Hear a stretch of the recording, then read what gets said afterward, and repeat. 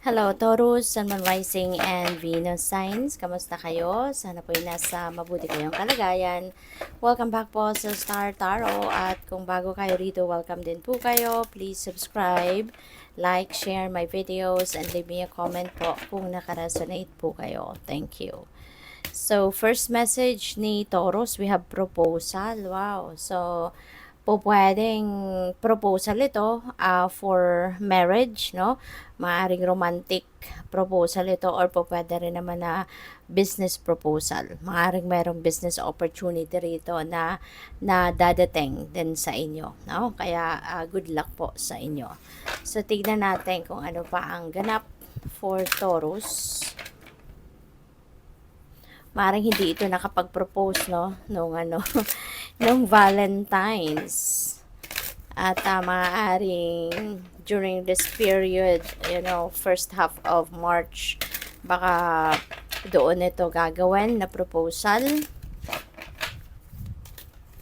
So, we have invite peace. Ayan. So, pwede, no, na baka naguguluhan pa ang iba sa inyo at this time. Kung kayo yung gustong mag-propose, whether that is in related to business or whether that is related to love life, to marriage, baka hindi pa ready, no? Or pwedeng, it's not that hindi pa ready yung kalooban mo, but maybe hindi pa ready yung setup. Baka maybe you are preparing for a grand proposal, no? Kung sa wedding ito, o kung marriage ito.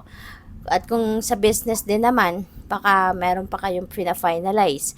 Baka meron pa kayong inaayos, no? Na mga detalye pa bago kayo, bago mabuo, kumbaga, yung proposal na ipipitch in ninyo, no?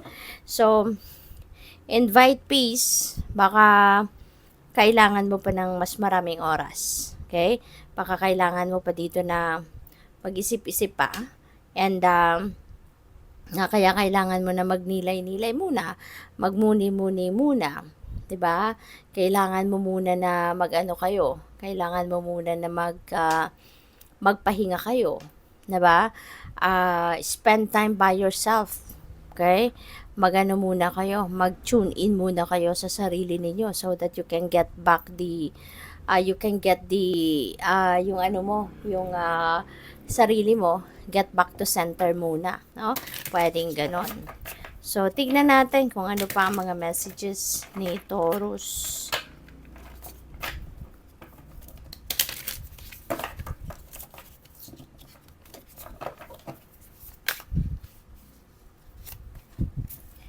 So, King of Swords, meron tayong High Priestess, and we have Justice energy.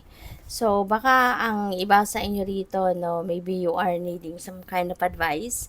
Maaaring related both, no? Pwedeng kung sa marriage proposal ito, or whether that is a marriage proposal or business proposal, baka kailangan ninyo muna dito ng advice. Baka kailangan mo pa dito ng input ng professionals, input ng kung sino man. Kaya siguro, isa pa yan, no, sa inaasikaso ninyo. No? Maaaring isa yan sa dahilan kung bakit hindi pa kayo nakakapag-propose at naghahanda pa. No? Marami pa sigurong other things, no, na pine-prepare kayo. And makakatulong, no, if you are also going to listen and to tune in to your intuition, kasi maaring marami ding guidance ang binibigay sa iyo or pinapadala sa inyo ng universe, so para magabayan kayo kung anong nararapat ninyong gawin, 'di ba, sa ngayon. Kaya ano muna kayo, Taurus, makinig muna kayo sa inyong intuition din, no? Kasi that's divine guidance. For sure, dadalhin ka nito sa tama. For sure, dadalhin ka nito sa right path, At ang iba din sa inyo, kailangan mo din siguro muna na magbalanse. Balanse mo muna yung sarili mo. Ibalanse mo muna yung mga bagay-bagay na inaasikaso mo para na makapag-isip kayo na maayos. Declutter kayo ng thoughts ninyo, feelings, emotions, mga ganon, para na makapag-decision man kayo, 'di ba? paano man ang gagawin ninyo yung decision dito, whether this is related dito sa marriage proposal or related dito sa business proposal na to. So, at least makakasiguro ka na tama, 'di ba? Yung ano mo, yung pinagbasehan mo ng desisyon na ito. So, what else? We have 9 of Wands. Ayan. So, lakasan mo na loob mo. Okay? Baka ang iba sa inyo kasi napaghihinaan ng loob. Okay? So, lakasan mo lang loob.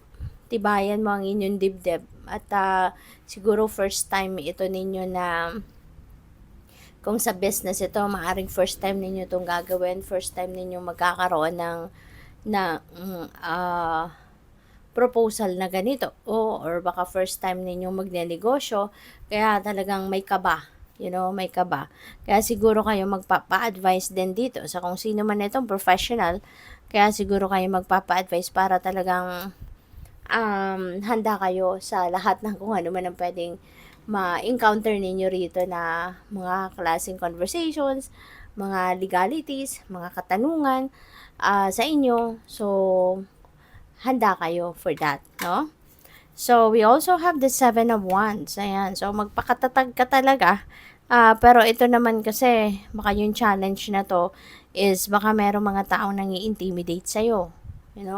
Baka merong mga taong naiinggit din sa'yo. Nakikisabay-sabay pa sa nalilito na nga kayo. Maaring naguguluhan nga kayo kasi pwedeng hindi ka pa sigurado sa mga gagawin mo. Related yan sa proposal. Pero maaari din na meron din mga tao dito nakikisabay-sabay pa sa kaguluhan sa isip mo. At ayun, maaaring napapaisip ka din kasi pwedeng merong mga nangi-intimidate sa'yo, merong nangaasar, nangiinis, mga ganon, diba? Kaya pakatatag ka lang, okay? Kasi kaya mo yan. Walang problema na walang solusyon, okay? Walang problema na hindi natin kaya, okay? Kaya ano mo yan, tibayan mo lang ang inyong loob. We have 7 of Pentacles. Ayan. So, for some of you din naman dito, no, feeling ko dito, na hindi pa ready ang universe para sa'yo. Maaring meron ka dito mga ginawa na, 'di ba? You have exerted a lot of effort already. Pwedeng kunyari, ano mo ito, isang project, 'di ba?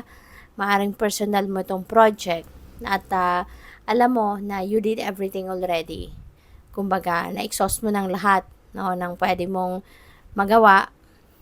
At alam mo na lahat na ng pwede mong gawin ay nagawa mo na. At maaaring ngayon, naghihintay ka lang, 'di ba? Nasa waiting game na lang kayo kung kailan ibibigay sa iyo ng universe ito na pinagsikapan mo, 'di ba? Pero at least parang ang nakakatuwa din dito kasi parang alam mo, sigurado ka din na hindi pa ito ready para sa'yo. Kaya matututo kang magantay. You are going to be patiently waiting for this kasi you are trusting God, no? You're trusting God. Alam mo na hindi pa handa, no, ang lahat. And you're just waiting kung kailan ito ibibigay sa iyo ng divine universe. So that's good kasi hindi ka nagmamadali, no?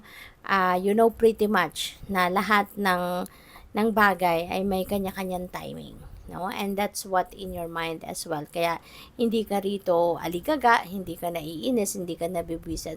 Instead, you are willing to wait. So good luck. Thank you for watching. Love and light. Namaste.